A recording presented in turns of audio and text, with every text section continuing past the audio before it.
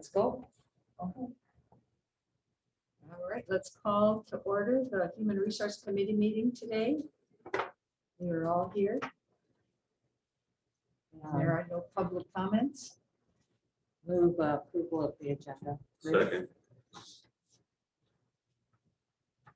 So we want to hit the retirement package. That's really the only subject of today's meeting. As we talked about at our last time together, doing a survey of individuals that were retirement, that will be or are retirement eligible. And so this was an age specific survey that was sent out. Only those that would be 55 by the end of the school year, kind of following the typical teacher handbook language of retirement eligibility, received this survey, which is 127 employees. As you can see, kind of in the key or early retirement incentive survey key data document, the single pager. We had a really excellent response rate on this, which provided some additional information to us.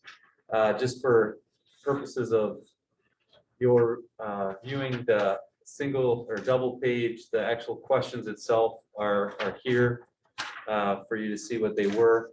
And then I'll kind of walk through some of the key data that I saw within that. Asking folks about retirement dates. You know, one of the questions that had come up, are we potentially considering paying folks that were going to retire anyways?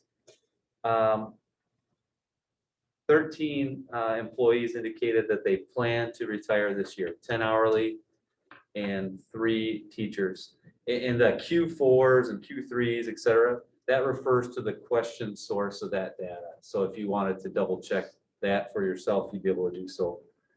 5 plan to retire within 3 years, and 84%. And so I'll really often just bounce between numbers and percentage, because essentially with a return rate of 127 out of 124 or 121 out of 127, we heard from almost everyone. 101 or 84% have not established a timeline. And of, you know, and folks, 69% of folks overall, 75% of the teachers report that a change in retirement benefits would influence their decision. What do they think is important when they decide to retire? The 2 most important topics are continued source of income and insurance coverage and cost. Financial incentives, they were really asked about 2. One focused on the value of a sick day, and that's question 6. The most common value that would influence their decision would be 300% of the current value. So about half, 51% indicated that was the level that they wanted. And obviously we would capture anybody above that as well. And the monetary value of insurance, question 7. The most common response was 3+ years. It's 49%. If you include 3 to 3.5 years, that's 49% of the group. And then obviously anybody that was less than that. And then, so if we start to talk about implications, financial implications of that, if we increase the teacher sick day payout to 300 by 300%, that'd be $285 times the maximum amount per person of 120 days. Means that per individual, that would be a $34,200 payout. That's coming out of Fund 73, obviously. And I say increased spend because, you know, they would have received $95 times 120. So that's the difference. Another question that had come up last time was, you know, the document that showed you, I showed all replacements for teaching staff last year, focused on just those that retired. And just the 13 individuals that had retired, the average Fund 10 savings post-retirement hire was $35,704. So again, in the teacher realm, tend to really make a big difference when we hire someone beginning to as opposed to the end of the scale. Hourly staff, if we increase it by 300%, we're looking at $360 times 120.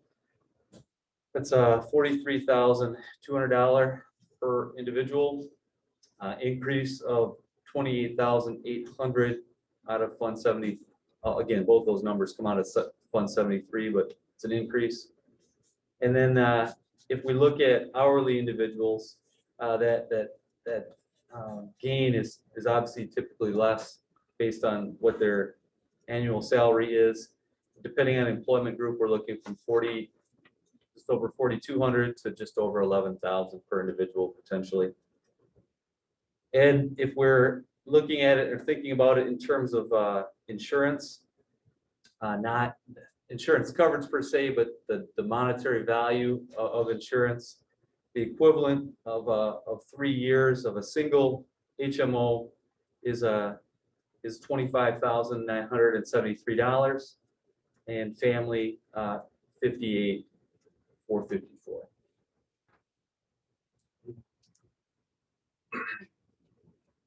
And so the one thing I would kind of point out is if we are looking at, again, there's certainly some overlap there about values. The value of a sick day and the monetary value of insurance was kind of targeting the same information, but depending on where someone's focus might lie, that's kind of where we were, getting a little bit maybe of triangulated data.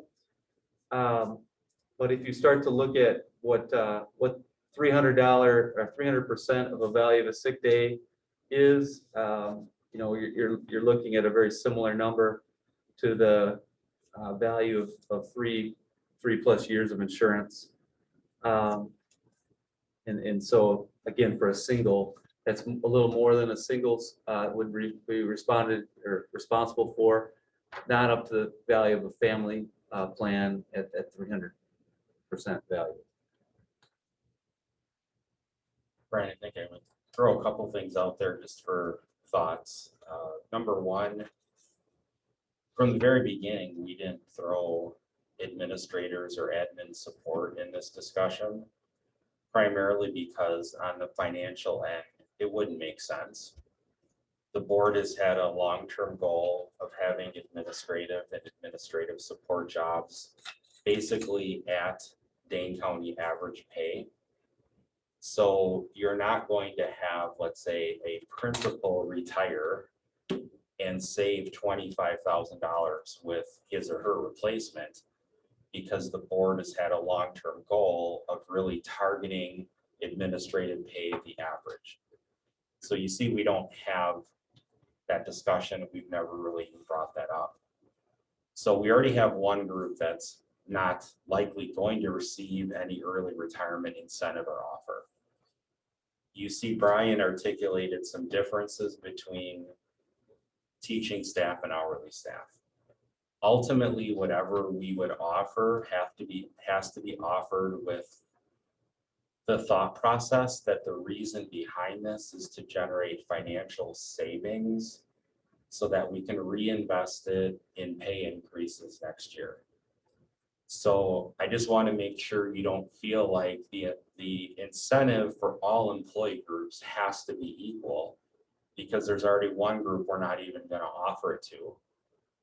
One group, hourly staff, does not have the type of financial savings that teachers do.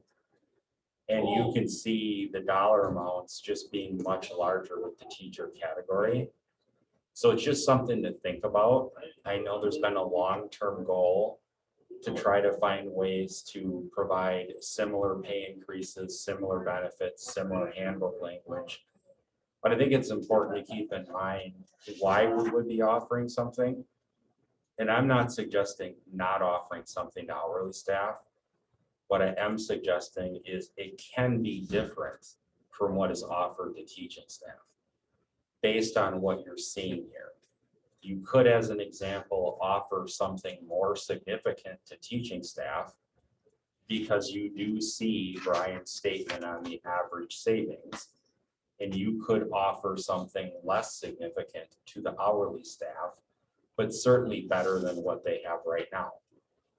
So I think it's just something as you're having this discussion, it's worth thinking about. And I will say the data has come back in a way from the survey that only further causes me to believe we should pursue this. So if the data would have come back where you would have seen something like 30 teachers are planning to retire this year anyways, I would have said, let's just put a pause on this whole thing. There's just no point in going any further. If the data would have said only 10% of staff are saying that a change in retirement benefits would influence their decision, I would say just put a pause on this whole thing. It's obviously not going to work. But when you look at the data, that's showing us the majority of people haven't come up with a timeline.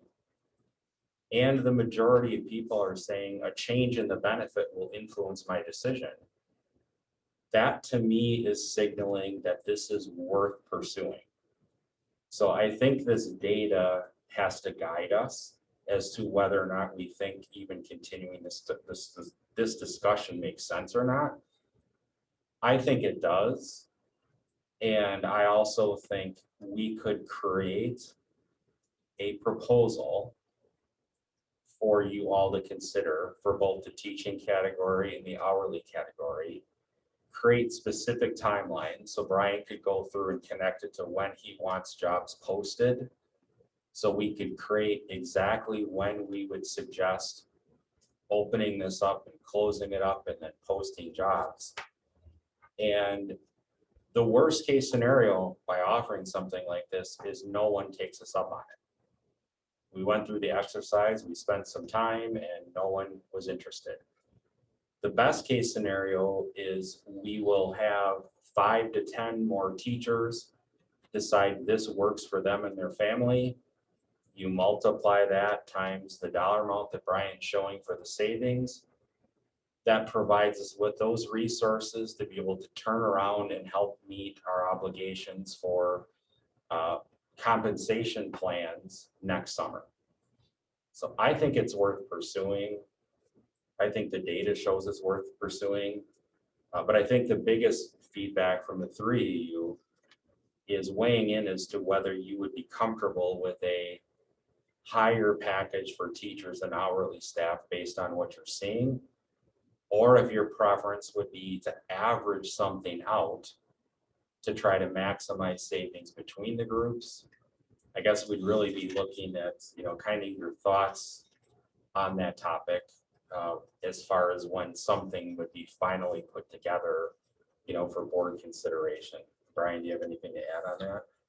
No, it's certainly building off kind of what Steve had shared, the current, we talked about sick days because sick day is a universal across employment groups. As you can see, sick days for teachers are less than a sick day for an hourly worker. That's, again, purposeful action. That was when retirement packages were established.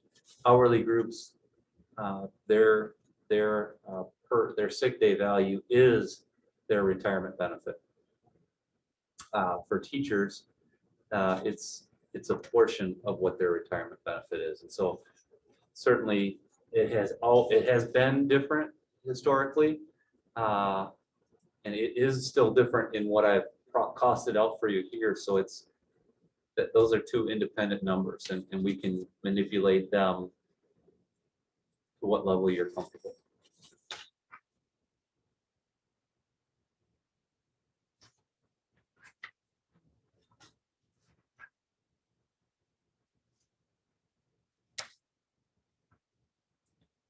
So we're kind of looking at the retirement benefits before we're looking at increasing them.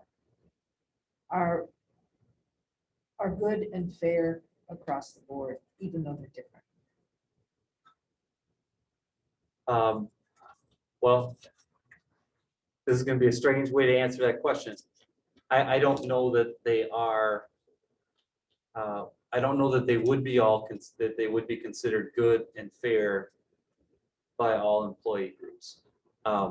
Hourly employees have expressed that there is a difference, right? I mean, when, you know, their years of service per se are not recognized in retirement. They've made more money every year. They have given sick days and that they can bank those that they don't use. But a teacher's years of service is recognized with an HRA contribution. Additional, beyond the hourly folks, that's not the case. And that was something that we have heard historically, that we, you know, they would like us to address. But if we're looking at this idea, it's separate than fixing that idea that it's really not, it could be better for some groups. Yeah, this is separate. That's a Absolutely. separate Yep. issue. So if we're looking at this issue to say, can we find money in the district some way? That should be looked at differently than trying to fix an issue that's separate from that. Am I right? I think if I'm understanding what you're saying, this what we're hashing out, discussing, as Steve has said, and I've said, we really don't want to do this. This is We're not, just looking for money. we're looking to solve a hopefully 1 year problem, and be able to continue operating two compensation systems that we just started. Yeah. Right? And that, and so I don't want to, you know, in teacher realm, I don't want to lose all these experienced teachers. However, it's an unfortunate means to an end of honoring a pay system we just built, that if we don't, it's going to be really bad. It will be a really bad situation in terms of trust moving forward. Well, I just appreciate that you've come up with something that will benefit, will meet the problem. And I think some of the fallout that will come from it, or maybe the inequity that would be felt that this year, could be addressed later. I think it could be separate. So I appreciate the numbers here, and I rely on you and Steve to have figured out how to do it. I don't see a problem with it. Does anybody else, or questions? How much money do we need to meet the pay increase obligation that we will have? I would, again, this is very much a, you know, estimate. You know, I would say we're probably looking at, just for movement within the system, you know, for all employees, I would guess that we're probably somewhere in the neighborhood of $1 million plus. Steve, would you? Yeah, the big question, Joan, was surrounding 22-23 pay for all employee groups is really the cost of living CPI type discussion, because now it's trending above the 4s. Historically, that would be a very large number at a time, of course, when the revenue limit is going up 0. And just one thing I would share with you is the budget committee does have a meeting scheduled for, I think it's Monday, December 6th. And my intention is starting the budgeting process a little bit earlier and starting with the revenues, so everyone can have an understanding of, with the revenue limit at 0 and some of the federal funding coming in and out, what does the revenue picture look like? And it's not going to be positive, but I do want to put it down in writing and show some enrollment suggestions, enrollment projection scenarios. And then obviously we have to look at the expenditure side of the equation. And we have to begin the discussion around 22-23 financial planning. But it's going to be higher than it was this past year. Again, depending on where the board ends up going with the CPI discussion, we have generally tried to use the CPI as our guide in looking at either, what should we offer or increase the hourly schedule by? What should we offer to administrative staff? And then, of course, we have a new model we introduced with teachers that we'll all have to just keep in mind the differences between the old model and the new model. But it will probably at least start with where we were last year, which was north of $1 million, and will likely be higher than that, depending on where this committee ends up wanting to go with the cost of living increases. So yeah, I thank you, Steve. I mean, obviously, what I'm talking about north of $1 million, if the pay system remains the same, and we just allow teachers to be paid out for their points and experience within the current system we have, and allow our hourly people to move one spot over with their experience, that's north of $1 million. If we start to talk about raising that system by a CPI, we're again, that's going to be well more than $1 million. But I'm just talking about, saying to folks, you're going to be able to advance based on your tenure. You know what it is. Look at here's where it is on the sheet. This is where you're going. And teachers, you've earned X number of points. You've been here X number of years. You've earned this degree. You're going to that this much of a raise is coming to you. Those are the things that we're starting with north of $1 million. What does the new system look like is based, obviously that's where the CPI factor raises that whole system up. Well, I think it's extremely important that we meet those obligations that we just put in place. The trust within the system has to be, solidified and followed through. I have to tell you, incentivizing retirement makes me really nervous, especially in the hourly group. And as you said, losing those quality teachers, I think we could do it. It's a tough situation to be. I mean, I applaud that you have started looking creatively at how to meet those obligations, because I think that's our number one need, is to meet those obligations. And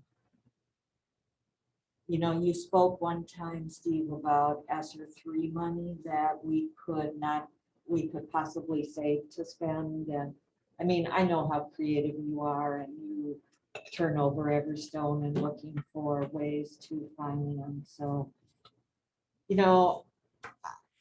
if this is what we have to do, this is what we have to do. I guess it makes me nervous for the quality of our organization. But we have to meet those obligations. And Joan, just to piggyback on what you're saying, there's going to be some decisions that the entire board has to weigh in on regarding financial planning for 22-23. And obviously this discussion fits into really a bigger picture discussion. And really that bigger picture discussion revolves around, would there be an operational referendum question in November of 2022 to be paired with a capital referendum question? Does that operational referendum question address both whatever's being proposed on the facility end and the structural financial deficit that's been created from 2 straight years of a 0 increase from the state government? And if so, then what strategies does the board as a whole group want to consider between July 1st and call it November 1st, roughly when the referendum starts? And then what strategies would be after the referendum if it were to approve or not be approved, right? And so the compensation discussion has to be in that discussion. everyone has to be on the same page with it.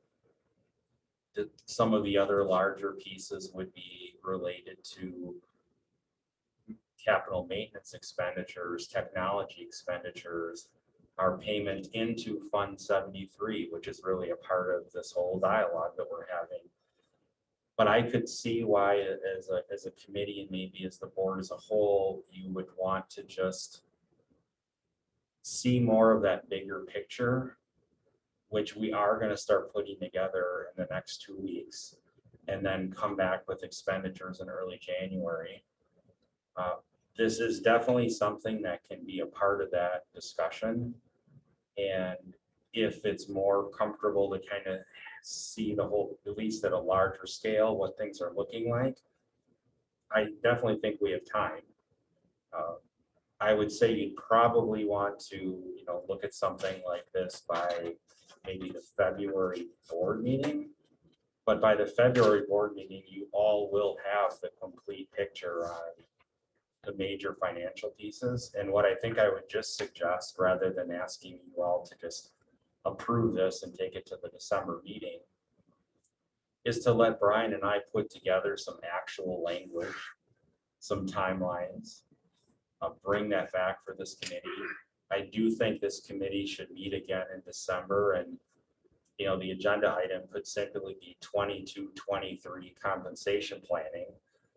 Brian and I can start sharing with you what the CPI projections are, what that means, how that fits in with all the other groups. You can start seeing what those numbers are. And then you can take the discussion a little bit higher level, and then keep in mind how this may or may not, this early retirement discussion, how this may or may not fit into that bigger picture. Does that make sense, Brian? Yeah, it does. And I did like what you said about incentivizing the teaching staff, because we have so much more to gain with them than the hourly staff, which are so much more difficult to fill. I am not opposed to differentiating between the two groups. But not wildly out of whack, but we are doing it for a reason, and I think it's okay to do the groups differently. What would be the break even number, the number we're sort of be looking for Yeah, if we would use this? yeah, Because, you look at, when you take surveys and they give you that 6 days valued at 150 to 250. Of course, 300 sounds a lot better. Yeah, So that's 17 is a little bit. sure. right. When You know, you the- have a multiple choice question, Right. oh, this looks good. You're Yeah, I'll right, take right? that, So what is that sort of number of retirees that we would sort of be, Yeah. this was a benefit to us? Right. Well, what I would say is, building off kind of what Joan had said too, if we're talking about more than $1 million just to stay status quo and move, truthfully, the more teacher retirees we can get, the better we would be for this purpose. For hourly folks, I would echo what Joan says. While I recognize the loss of experience is not good. It's not a positive situation for our teaching staff in our district. I don't worry at all that we'll fill teacher roles. Mhm. And even if we have a larger than normal at once need, I'm really not worried about that. Maybe with the exception of 1 or 2 types of certifications. For hourly employees, mass hiring, you've all seen like what it's looked like for us on a monthly basis with the board reports. That's continual recruitment and continual posting. And we still, right now, at this moment, have hourly openings in a couple, 3 different types of classifications. So to say all of a sudden at once, we're gonna need I don't know, 15, all at once, 15 or 20 hourly employees. That does worry me. It worries me a lot. I don't know how that will go. And so what, in terms of see as many teachers as we could get and as few hourly employees that would want it would actually be my answer to your question. What's our break even point? So the teachers, if we had 53 respond out of this, and there's like 27 that said that, and their value, current value 300 and Yeah. below. Yeah. That what they would consider. So the 27 teachers, is that That would be a that'd be a good, great start to what we're trying to accomplish here. And, Judy brought up before the differences in the retirement plans between the groups. Maybe the hourly staff are not a great fit for looking at incentivizing retirement. But maybe this would provide an opportunity for us to say, let's take a look at the benefit that's there. And maybe look at adding a year of service clause moving forward from July 1st. So that would be more of a permanent, and that would actually incentivize people to stay To as opposed stay. to incentivize them to leave. That would be And so beneficial. instead of maybe a group of folks feeling like, well, you're totally ignoring our group in this conversation, we could take this opportunity to say, we're not going to look at this conversation from your group to incentivize you to leave. We're going to take a look to incentivize you to stay because this is a category that we are struggling with finding folks. So That's we creative. could look at this from a different lens for the hourly folks. I mean, when you look at the 10 that are planning already, that's already going to create a huge challenge for the HR team to find 10 folks that are going to be retiring. But maybe we look at it from a different angle for the hourly folks, different angle compared to what we're looking at it for the teaching staff. Maybe the teaching staff, we look at it from the angle of, hey, we're seeing 3 people are planning to retire. If we could get that number to be, 10, 15, 20, that will help us hit our pay plan goals. Hourly folks, maybe we can look at something to incentivize them to want to commit to us long-term, which would be adding some piece of a, annual stipend into the HRA like teachers currently receive. Yeah. Maybe Brian and I could come up with something that we would find would be positive for all folks and would throw it out there for them to consider. And to your point, Joan, I don't think you want to make the teacher retirement incentive so strong that you have people who are thinking of retiring in years 3, 4, and 5 are going to move up to this year. But if you make it decent enough so that maybe those folks who were thinking about year 2 or year 3 might pull their retirement forward, where you find that blend where we're not trying to see 50 teachers retire this year. We would never want to see that, but maybe we want to offer an incentive where somewhere in the neighborhood of 10 to 20 teachers might be interested, something we feel like we can manage. And those were folks who are likely going to retire this year or the next year anyways. Actually, I love that idea of looking at that retirement model for our people. It's something we wanted to do. And if we could incentivize them to stay, that's a win. I agree. Mhm. Well, I really like what you're thinking. I personally would like not to take it to the full board in December, but to continue the discussion with some of the things that you have mentioned. And looking at that full picture of how much money do we really need to capture here to make it work for you? I think would help.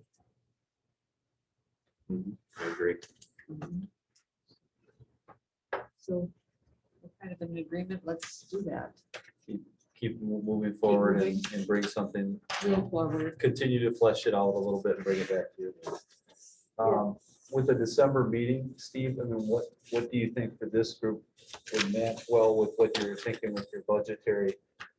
Maybe Probably the second or third week of December, We have budget on this. sixth, I think the first week of December, so. There's one other topic I'd like on that next meeting. If I could. Sure. I don't know if other board members have heard the discussion around true time. Regarding what? True time. Oh. I have had a number of concerns about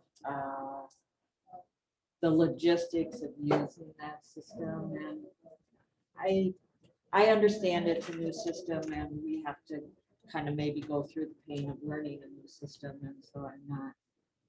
I guess I just think we should have a discussion about the clocking in, clocking out, lunch. It's come up at least two of my listening sessions. I don't know if you guys have heard it as Yeah, I've heard well. one. Yeah. Anyway, it might just be worth a discussion here so you can hear what we've heard and Sure. kind of, I would like to respond to some of these people. And Okay. so if we could put that on the next agenda, that'd be great. Okay.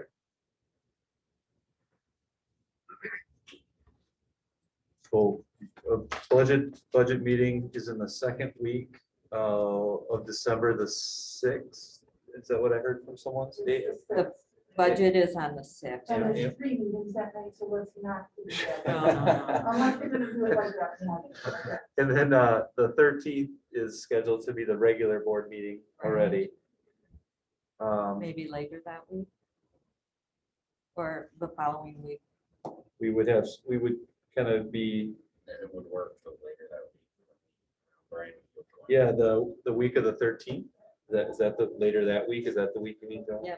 The 14th I couldn't, but 15 or 16.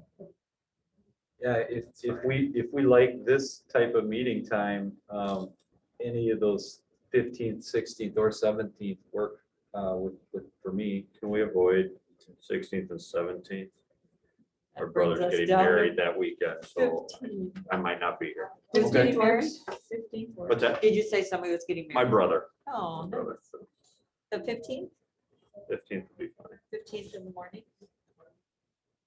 8:15 8:15 again. Yeah, that works great. Rick, I was excited to see you figure out a fourth meeting on the night of the 6th. Well, I guess if you guys meet at 8:15 in the morning, you could do it on the 6th if you really want to. No, we need the budget first, so it has to be 8:15 in the evening. No.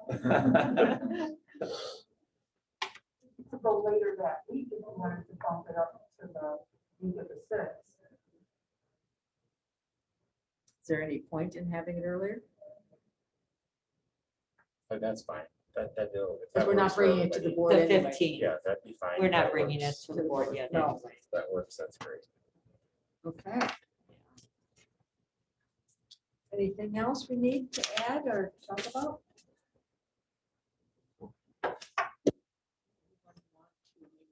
Motion to adjourn. Second. So moved. Thank you.